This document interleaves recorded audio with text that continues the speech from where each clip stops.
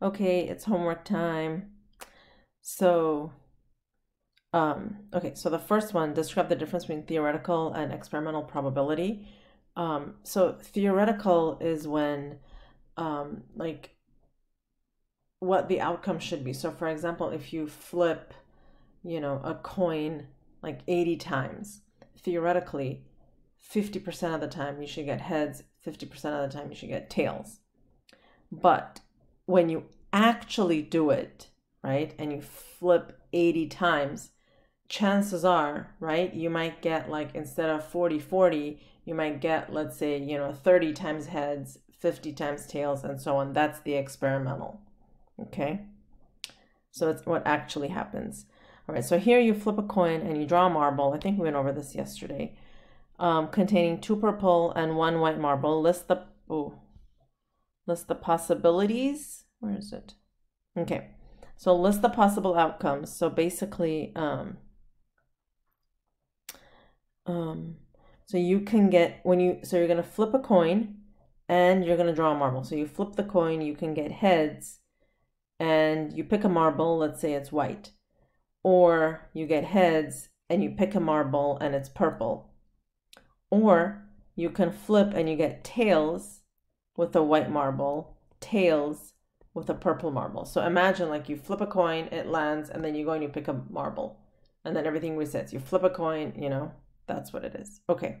What is the number of possible outcomes in the sample space? This is all the possible outcomes. So here we got 4. Okay. This one was kind of fun, actually. Number 3, a game show airs on TV 5 days a week. Each day, a prize is randomly placed behind one of 2 doors. A contestant wins the prize by selecting the correct door. What is the probability that exactly 2 of the contestants win a prize during the week? Okay, so here's how this is going to work. Okay, there is 5 days, right? 1, 2, 3, 4, 5. 5 days, 1 contestant each day.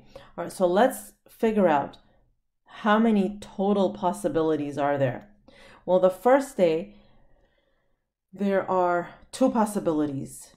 Okay, the person can either win or lose. The second day, there are 2 possibilities, and the same 3, 4, 5. So total, there is 2 to the 5, or 32 possibilities. Okay, but now it's saying, what is the probability that exactly, so how many ways can it happen so that, like, a contestant wins twice, right? So, or 2 of the contestants win. So let's see how that looks. So these are the 5 days. And it's saying how many ways are there for 2 contestants to win. So for example, it could be that a contestant wins day 1, day 2, and then, on these other days they lose. Or first day the contestant wins, second day they lose, and then third day they win.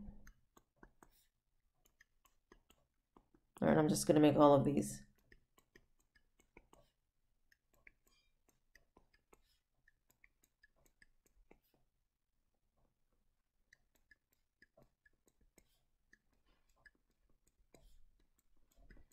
Okay, I might need one more. All right, so, or like they win here and they win there, or they win here and they win there. Okay, or nobody wins the first day, somebody wins the second day, and then the third day, second day, fourth day, second day, fifth day, or nobody wins first and second day, somebody wins here and here, somebody wins here and here, and then lastly, somebody wins here and here. So those are all the possibilities, all right? And that should have been 10. 7, 8, 9, 10, right? So there are 10 outcomes out of a sample space of 32. These are 10 favorable outcomes. Okay, this is favorable outcome means like the situation that you want. So there are 10 favorable outcomes out of 32 possibilities, which is 5/16. Okay, here you roll a 6-sided dice 60 times. The table shows the result. for which number is the experimental probability of rolling the number the same as the theoretical probability? Okay, so when you roll a dice, theoretically, each number has a 1/6 chance of occurring, right? You have a 1/6 chance of getting a 1, a 2, a 3, and so on. So if you roll 60 times, okay, then there is, the probability is, the theoretical probability is that 10 of those times you're going to get each of the numbers, right? So like there are 10, the chances are like 10 times you'll get a 1, 10 times you'll get a 2. Well, somebody rolled them and they like logged how many times they got each number. This is the one that was actually rolled 10 times. So that's the one where the experimental and the theoretical match, right? So here, like for this one, theoretically, you should have gotten a 1 10 times, but experimentally, we got it 11 times. All right. Okay. The age distribution of a population is shown. This doesn't even belong in this section, but it's fine. Find the probability of each event. So a person chosen is at least 15 years old. At least 15 years old means they're greater than or equal to 15 years. So if you look here, 15 years old starts here, right? So we're going to add up all of these, basically. Okay? 14, 13, 13, 15, 12, 13, and I believe that adds up to 80%. The next one, what is the probability that somebody chosen at random is 25 to 44 years old?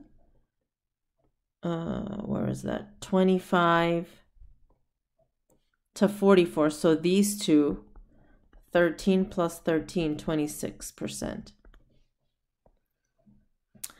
All right. The map shows in length the miles of a shoreline along the Gulf of Mexico. What is the probability that a ship lands in Alabama? Okay, so what you're going to do is you're going to add up all of these. Okay, so 367 plus 397 plus 44 plus blah, blah, blah, plus 70, 770, right? All of them. Okay, Florida, that's where Trump is.